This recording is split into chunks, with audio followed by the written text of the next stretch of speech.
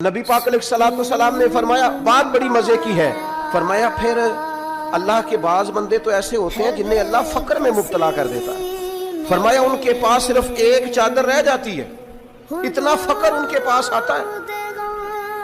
लेकिन जो हदीस के आखिरी लफ्ज है ना, वो वजद वाले हैं, वो वजद वाले हैं, वो सुरूर वाले हैं। नबी पाक अलैहिस्सलाम ने फरमाया उन लोगों पर दुख आते हैं पर कुर्बान होने को जी चाहता है। इन लफ्जों पर हुजूर फरमाने लगे वो रब की तरफ से आने वाले दुख पर भी इस तरह राजी होते हैं जिस तरह तुम में से कोई राहत मिलने पर राजी होता है। सुकून वाली चीज मिलने पर जिस तरह तुम राजी होते हो, इस तरह वो दुखों पर भी राजी होते हैं। दुख कबूल मोहम्मद बख्शा,